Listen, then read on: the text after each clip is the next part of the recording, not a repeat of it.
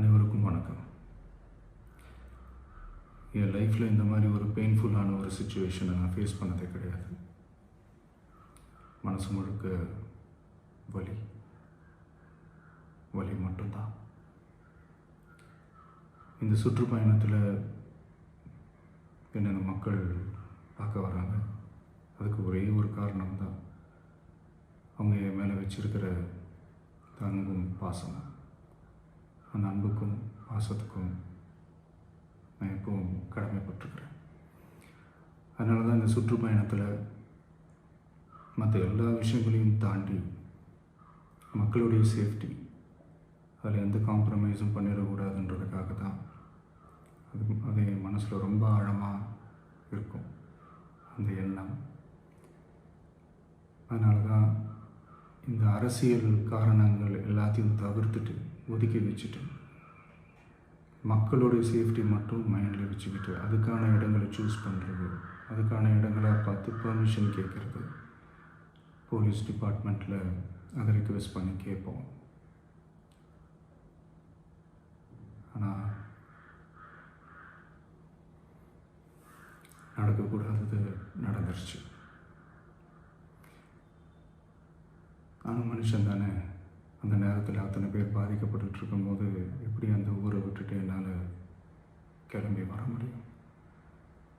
நான் திரும்ப அங்கே போகணும்னு இருந்துச்சுன்னா அதை ஒரு காரணம் காட்டி அங்கே வேறு சில பதட்டமான சுச்சுவேஷன்ஸ், வேறு சில அசம்பாவிதங்கள் அந்த மாதிரி எதுவும் நடந்துடக்கூடாதுன்றதுக்காக தான் நான் அவாய்ட் பண்ணேன்.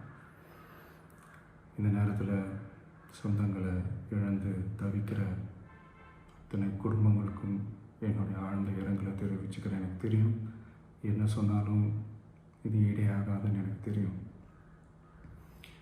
ஹாஸ்பிட்டலில் ட்ரீட் பண்ணிகிட்ருக்கிற எல்லாருமே சீக்கிரமாக க்யூர் ஆகி வரணுன்றதை இந்த நேரத்தில் நான் வேண்டிக்கிறேன். கூடிய சீக்கிரமே உங்கள் எல்லாரையும் நான் சந்திக்கிறேன். இந்த நேரத்தில் எங்களுடைய வலிகளை, எங்களுடைய நிலைமையை புரிஞ்சுக்கிட்டு எங்களுக்காக பேசின அரசியல் கட்சிகளை சார்ந்த நண்பர்கள், தலைவர்கள் அனைவருக்கும் என்னுடைய நன்றியை தெரிவிச்சுக்கிறேன். கிட்டத்தட்ட ஒரு 5 மாவட்டத்துக்கு பிரச்சாரத்துக்கு போனோம். இந்த மாதிரி எதுவுமே நடக்கல. ஆனால் கரூரில் மட்டும் ஏன் எப்படி நடக்குது, எப்படி நடக்குது? மக்களுக்கு எல்லா உண்மையும் தெரியும்.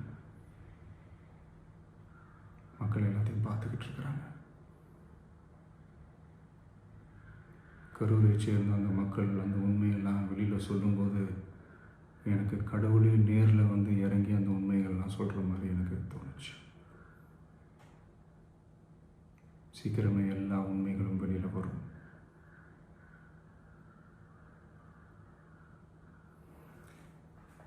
எங்களுக்கு தரப்பட்ட இடத்துல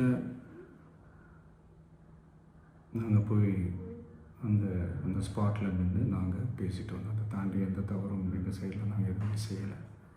பட் இருந்தாலும் எங்கள் கட்சியை சேர்ந்த நிர்வாகிகள், தோழர்கள் மேலே எஃப்ஐஆர், அது மட்டும் இல்லை சோஷியல் மீடியாவை சேர்ந்த நண்பர்கள், தோழர்கள் அவங்க மேலே எஃப்ஐஆர்லாம் போட்டு இப்போ பிடிச்சிக்கிட்டு இருக்கிறாங்க.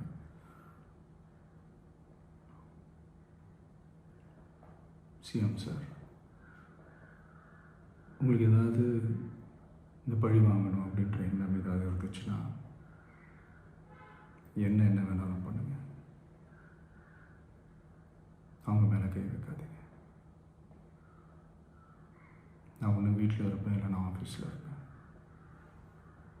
என்ன வேணாலும் செய்யுங்க.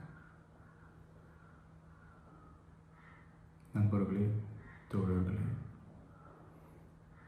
நம்மளோட அரசியல் பயணம் இன்னும் ஸ்ட்ராங்காக, இன்னும் தைரியத்தோட கண்டினியூ ஆகும்.